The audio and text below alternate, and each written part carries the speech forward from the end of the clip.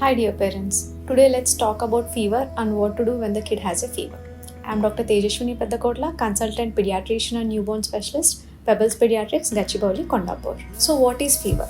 As per medical definition, fever is any temperature more than 100 degree Fahrenheit when measured orally or more than 99 degree Fahrenheit when measured underarm.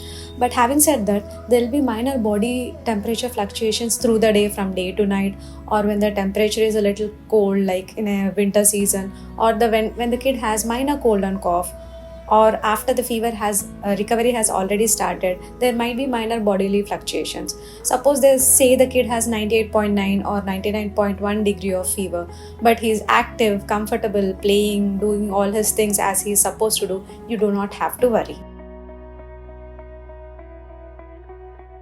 One of the most important etiology of fever is viral infection, especially in younger kids.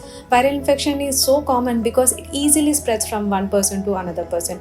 Your kid may catch the viral infection when he's going to school or daycare, or a younger kid who is already staying at home can get it from his elder sibling or from parents to kids or vice versa. Apart from viral infection, throat infections, ear infections, fever with rashes, tummy bugs, all these can cause fever, apart from more serious causes like dengue, malaria, typhoid, and some urinary infections which can be severe. In minor viral infections and fevers, the basic first aid is giving fever medication, maintaining a temperature chart, sponging when there is a fever going on, and adequate hydration. So, coming to fever medicine, the basic medicine which we give to kids is paracetamol. The dose will be decided based on the weight of the kid and will be calculated by your pediatrician. Paracetamol is an SOS medicine, that is, you give paracetamol when there is fever. It's not like it can be given once in 6 hours, but it's not like it has to be given on clock, like 9 a.m., 3 p.m. Again, you have to give at 9 p.m., 3 p.m. It does not work like that. Suppose, say the kid had a fever at 9 a.m. and he did not have any temperature till 4 p.m. or 6 p.m. in the evening. You don't have to give it on the clock at 3 p.m. because 6 hours has already passed. It is an SOS medicine. Whenever the kid feels warm, measure his temperature, and if it is fitting in the definition of the fever or if the kid is uncomfortable, give paracetamol. Apart from paracetamol, there are many other medicines like ibugesic, mefenamic acid, but please don't abuse them unless prescribed by your pediatrician. So apart from giving paracetamol, maintain a temperature chart. Whenever the kid has a fever, say example 10 a.m., the kid had a 100 degree fever. Just note out in a piece of paper, 10 a.m. 100 degree Fahrenheit, 3 p.m. 99, 6 p.m. 102. It helps us to track the trend of the fever to see how the fever is behaving, whether it is going as per the expected, like is it decreasing, increasing, the spikes are high grade or low grade, the frequency is becoming better or not. It helps in the management of fever. So maintaining a temperature chart, giving paracetamol to kid when he has a fever. Apart from that, sponging. Sponging is always with lukewarm water, not ice water, not cold water, always with lukewarm water. And it's not just dipping a cloth and putting on the forehead, not just putting the cloth. You have to sponge him from neck down and on the forehead so that it leaves a thin layer of water, and this water when evaporates helps in the reduction of temperature. Please do not give a bath with ice water or cold water. It in fact causes more harm than good. Coming to the other first aid measure, which is hydration. It is as important as giving paracetamol to a kid. Fever itself causes dehydration. Because of the temperature, there will be a lot of evaporation.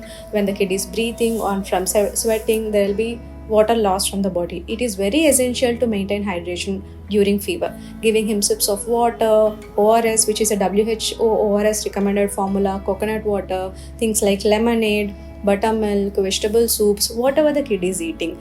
He might not be willing to take his regular diet or the regular breakfast, lunch and dinner. So make sure you're compensating the solid diet with liquids. Whatever liquids he wants to take is okay. There is no particular food restriction that you should not give coconut water or ORS or buttermilk, things like that in fever. Unless the kid is actually allergic to your food, you don't have to restrict it. So till now we have discussed what to do when the kid has a fever. Please, dear parents, do not use over-the-counter medicines, especially things like antibiotics, which should not be given unless indicated. One of the common things I hear during my practice is, last time the kid had a fever, doctor had prescribed an antibiotic, so I'm going to give antibiotic on day 1 of fever. Does not work like that, dear parents. And especially in minor viral infections, antibiotics are not indicated. And also, the type of the antibiotic, dose and duration of the antibiotic depends on the symptoms, which system is affected, what is the diagnosis. All these will decide what kind of antibiotic to give and how many days we should be giving and what is the dose. Please do not self-medicate and please do not use over-the-counter antibiotics. When the kid has a fever, thinking that high temperature, the kid might be feeling cold, please do not over bundle him. Don't put him in layers and layers of clothes. Keep him comfortable in regular day-to-day wear clothing. One of the other things I see in the clinic is parents wait for the doctor to examine when the kid has a fever. They think that when the kid has a fever and the doctor examines him when there is temperature, it helps in diagnosis. It actually does not help. Imagine you're already uncomfortable because of the high rise in temperature, and the doctor is asking you to open your mouth, checking your throat, feeling your tummy, checking your ears for infection. You get even more irritated, and the kid does not let the doctor examine properly. So, dear parents, please do not wait for the doctor to examine the kid when he has a fever. Give him paracetamol, do sponging, make the kid comfortable before you see the doctor. If the kid has a minor fever, 100, 101, he's active, playful, you can manage the fever for 1 to 2 days at home. But if the kid has a high fever, 103 and above or 102 and above, he has chills, the kid is dull, there are major symptoms like wet cough, productive cough, tummy pain, ear pain, vomiting, loose stools, he's dull, he's not taking his food properly, or he's not passing urine in adequate amount, this is an indication to see your pediatrician as soon as possible.